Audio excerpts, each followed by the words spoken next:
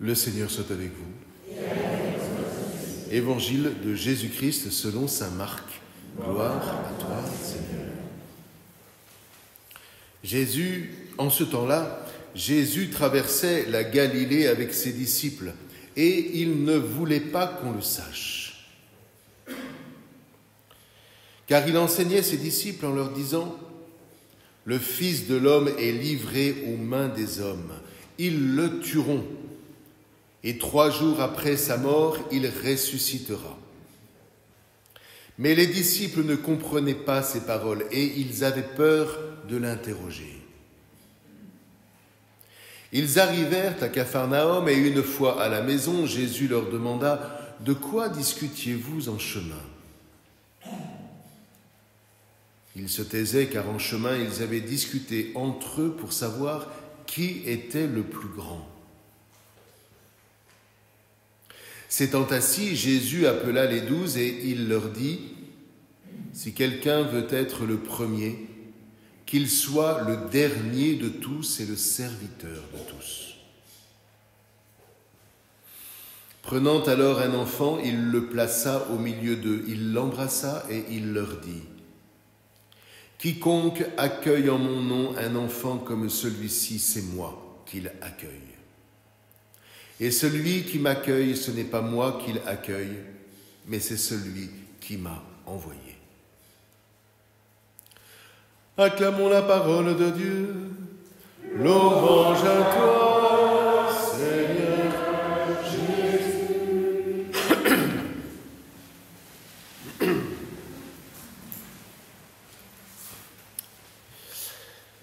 Mais écoutez, moi j'y peux rien, il est encore question de convoitise. Qu'est-ce que vous voulez que j'y fasse ? Moi, je veux bien prêcher sur autre chose, mais il faudrait que la liturgie me donne l'occasion.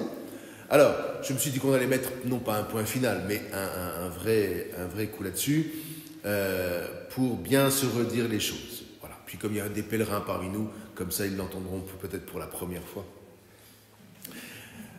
Je vous ai fait distribuer un petit papier que je distribue lorsque quand je prêche les retraites pour hommes, et qui vous permettra de garder en mémoire le cheminement de la convoitise. Le format est étudié pour que ça tienne dans un portefeuille, frères et sœurs, de façon à ce que vous le gardiez sur vous et que très régulièrement, vous puissiez y revenir. Voilà. Donc, ça se base évidemment sur le décalogue qui se lit dans les 2 sens, en réalité, dans le sens, dans l'endroit. Bon, là, à l'occasion, on fera une séance de soirée Bible exprès, mais se lit se lit aussi à l'envers.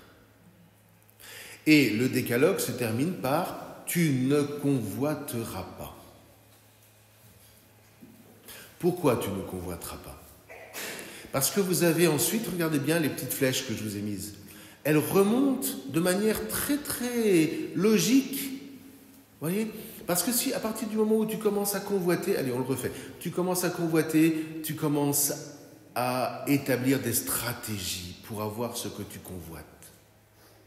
Une fois que les stratégies sont en place, à ce moment-là, tu voles, puisque, ça y est, tout est bon. Donc tu te permets de voler.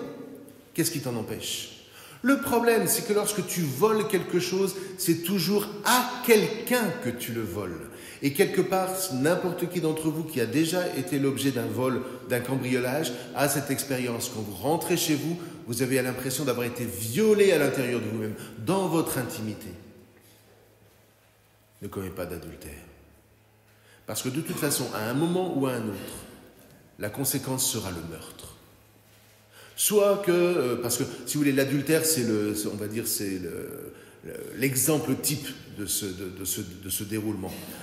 Ça conduit au meurtre, pourquoi ? Parce qu'à un moment, soit le mari trompé aura envie de tuer l'amant, ou la femme trompée aura envie de tuer l'amante, ou tout simplement le fait de dire à sa femme « je ne veux plus de toi », mais c'est déjà la tuer. Le fait de dire à ton mari « je ne veux plus de toi », mais c'est déjà le tuer. Vous comprenez ?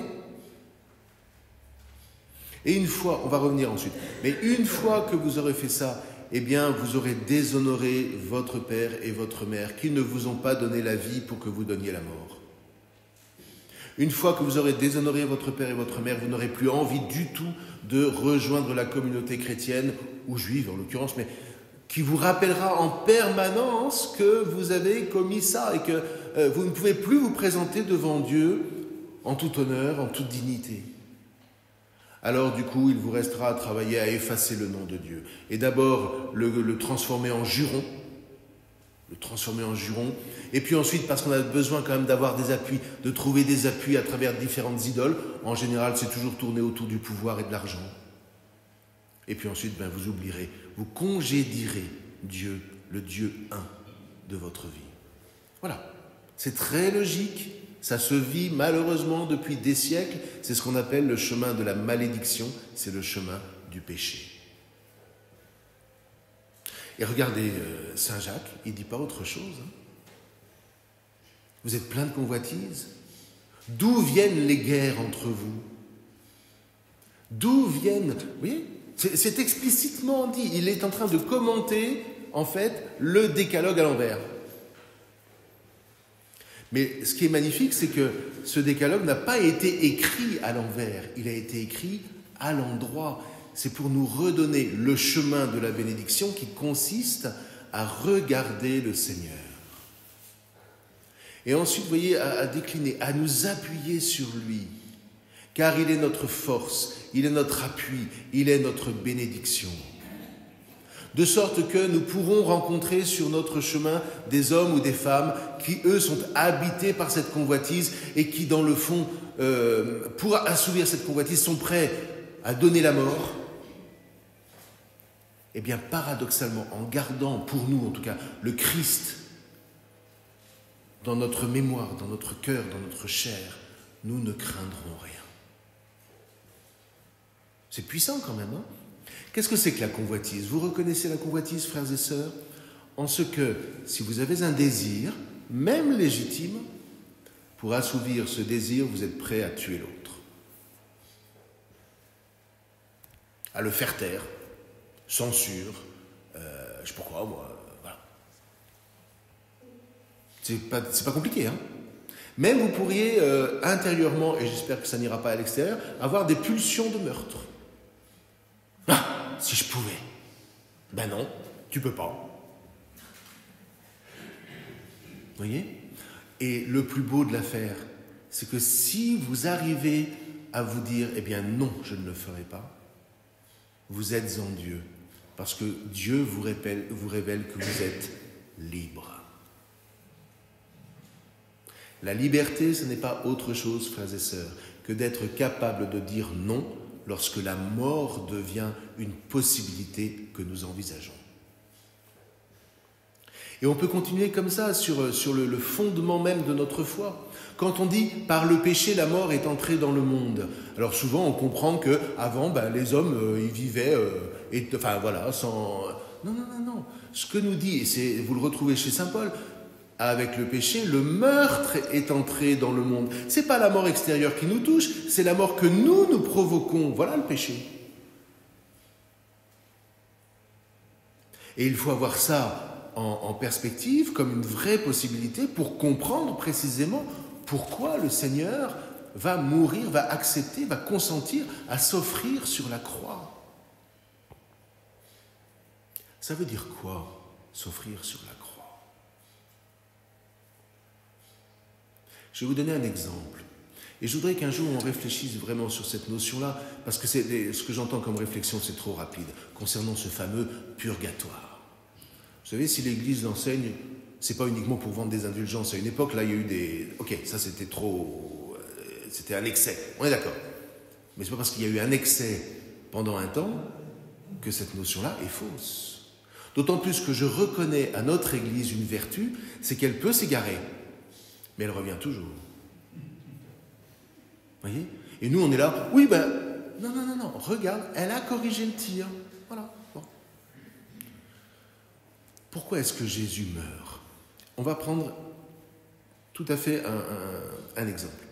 Un juge a devant lui un voleur, un criminel, un violeur. Allons-y. Mais voilà que le juge est bon. Et en vertu de sa bonté, décide de pardonner. Trouvez-vous cela juste?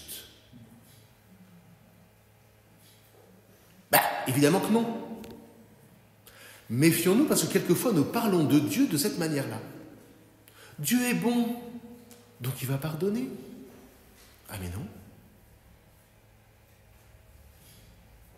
Il faut encore, frères et sœurs, si un pardon peut être donné, et c'est possible de le donner, j'ai rencontré, il faut que ce soit la victime qui pardonne. C'est pas la même chose. Donc, quand on nous présente le Seigneur Jésus sur la croix, et que profondément, particulièrement les pères de l'Église, vont méditer sur ce mystère d'un Christ qui prend sur lui le péché du monde, c'est-à-dire il laisse les meurtriers s'acharner sur lui. Vous comprenez? Alors celui-là seul peut pardonner les péchés meurtriers. Ça va? Vous voyez? Et dans le fond, vous voyez, vous et moi, personne n'échappe à cette difficulté du péché. Certains d'entre nous, et je souhaite tous, nous aurons combattu dans notre vie ce mouvement pécheur.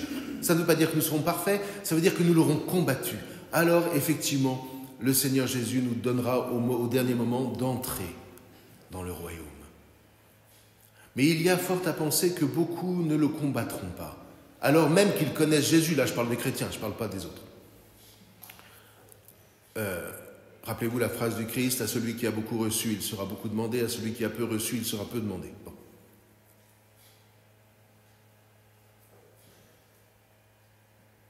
Mais voyez, il y a des actes que certains d'entre nous ont commis. Et objectivement, ce n'est pas qu'ils sont mauvais en soi, mais ces actes-là, humainement, sont impardonnables. Si nous disons trop vite que Dieu va tout pardonner, on n'est pas crédible. Donc, tu as vécu dans ta vie ce que tu as pu, tu as travaillé la liberté comme tu l'as pu, et tu t'es planté parce que ceci, parce que cela. Je ne veux pas rentrer dans les détails parce que c'est souvent trop nauséabond. Est-ce que cet homme ou cette femme ira directement en enfer? Peut-être pas. Mais peut-être qu'il passera un temps où le Christ lui sera présenté sur la croix. Et je pense vraiment que le purgatoire, c'est ça.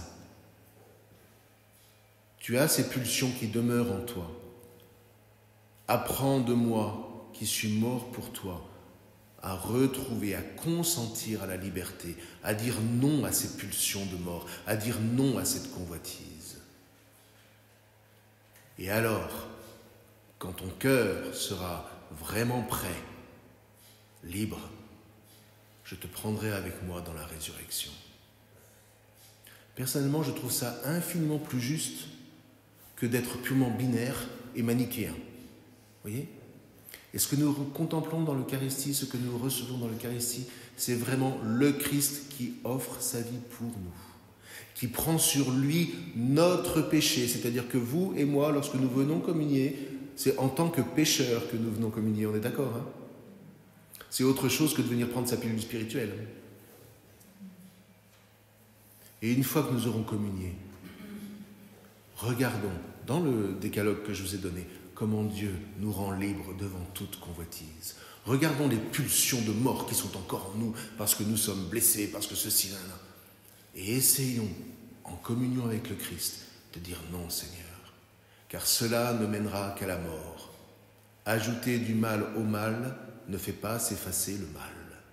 Seigneur, donne-moi la liberté qui est la tienne. Alors je connaîtrai la véritable paix, pas celle des hommes, la tienne. Et alors, Seigneur, je rayonnerai de toi. Et je te garderai devant les yeux de mon cœur, pour qu'en toutes circonstances, même les plus pénibles, ce soit toi qui restes ma lumière. Amen.